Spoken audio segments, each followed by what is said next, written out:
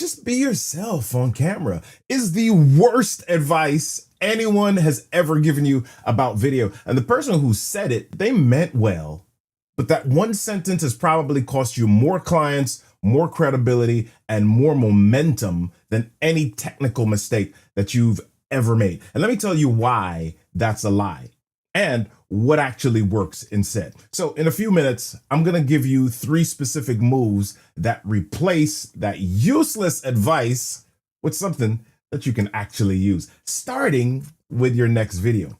But first, let's talk about why this one little phrase does so much damage. Here's what I want you to think about for a second. You're not the same person in every room. You're just not. The version of you that shows up to a listing appointment, a client appointment, or the version of you that's at dinner with your closest friends. And that's not being inauthentic. That's called emotional intelligence. You're reading the room and you're responding to it. But here's the problem with cameras. The camera is not a room. It's a lens. There's no energy coming back at you. There's no nodding. There's no laughing. There's no leaning in. It's a lens. It's a cold, quiet, completely unresponsive lens. And when you sit down in front of it and somebody has told you just to be yourself, your brain is like, oh my gosh, I don't know which self to be. I'm hitting my watch on the desk. So your brain defaults. It defaults to the version of you that feels safe, the version that's measured or controlled, the version that ironically has almost none of the warmth or the humor or the conviction that makes you you. That's what nobody talks about. You're not struggling on camera because you're not being yourself. You're struggling because nobody taught you which of yourselves to bring and how to bring it without a live room to bounce off of. So let's name this thing clearly. The villain isn't you. The villain isn't even bad advice, although we're talking about bad advice here. The villain is a myth, and the myth, it goes something like this. Authenticity is natural. If you are a real person, it should just come out. And that sounds good. That sounds beautiful. But it's also not reality when you put a camera in front of somebody. Think about it this way. You've been having conversations your whole life, thousands of them, tens of thousands of them. You know how to talk to people. You're probably really good at it. But put a microphone in front of a great conversationalist and tell them to give a speech and watch what happens. Suddenly, they're stiff. Suddenly, the rhythm is gone. Suddenly, they sound like they're reading from a teleprompter that's moving too slow. It's the same person, different container. Well, here's the deal, my friend. Nothing is wrong with you. You just haven't learned the skill yet of which self to bring to the camera. So if you scroll back on this channel to some of my earliest videos, you will see several videos like this one right here, where I got this totally wrong. I keep them on my channel to sort of remind myself from whence I came. But as I watch some of those videos, my energy is totally wrong. I was being myself, but I had no idea what I was doing. And to be honest, nobody said to me, dude, your energy isn't right. But I see it clearly as I look back at some of those videos. So I was being myself.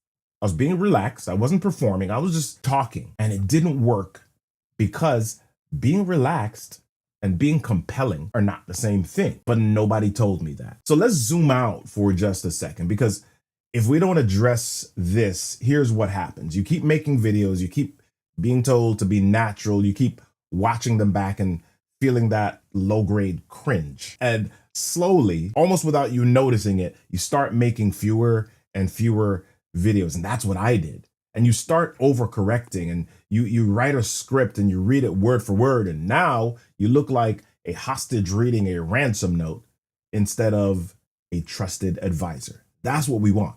So you start watching other people's videos. Maybe you're watching other agents or producers in your market, and you're watching people who seem effortlessly magnetic on camera. And you tell yourself that they have something that you don't. And that story becomes evidence. And then that evidence becomes a belief. And that belief becomes the reason that you don't show up consistently. And the cost is not the views that you didn't get. It's not the algorithm that you didn't crack. It's the client who found somebody else first, the referral partner who chose the agent with the better video presence, the deal that went to somebody else who seemed more trustworthy on screen, even though you would have served that client better in real life. I want you to understand this. Video is trust at scale. So when it works while you sleep. And when it doesn't, or when you stop making it work, that trust is being built by somebody else for somebody else's business. And that is the real cost for you not developing this skill. So are you ready? Let's fix this. 3 moves that I promise you. That's it. 3 moves, not a 30-step system, not a course. 3 moves that you can apply before you press record the next time. Ready? Let's go. Move number 1, start trying to be useful. When you walk into a client meeting, you're not thinking about how you come across. You're thinking about the client. You're thinking about their problem. You're thinking about what they need to hear and how to help them get there. That outward focus is what makes you magnetic in a room. And camera works the same way. The moment you stop monitoring yourself and start thinking about the one person watching this video and what they need, everything changes. Your energy shifts, your eyes come alive. You stop performing and you start connecting. So before every video, ask yourself one question. Who is the one person watching this and what do they need to hear today?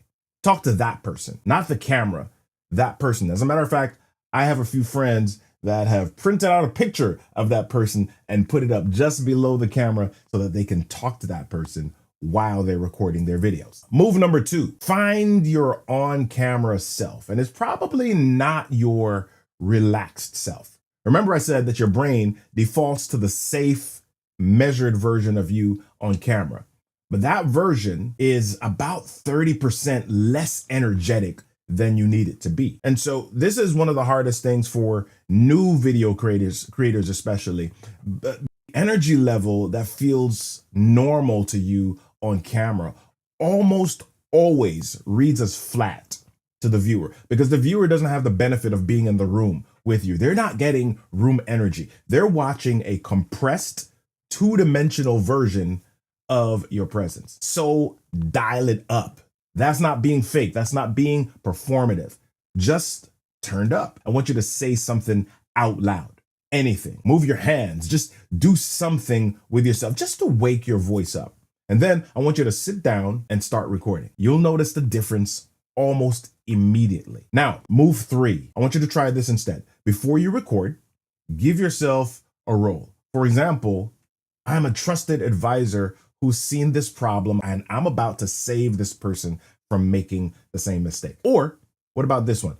I'm an experienced colleague who genuinely wants this person to win and I have exactly what they need. Claiming that role gives your nervous system something to organize around. It's not a mask, it's a frame. And inside that frame, all of the real you, the warmth, the expertise, the humor, it has room to show up. Once I started doing this, not only did I feel better, I also got better responses to my videos. It's like people began to vibe with me. I would get inboxes, I would get shares, I would get messages about something I said and how it resonated. Here's what I'd like for you to notice about this. Nothing about this requires a better camera. It doesn't require a better light. Nothing about this requires a more interesting life. It simply requires a shift in your approach, a shift in understanding what the camera actually is and what it actually needs from you. That's it.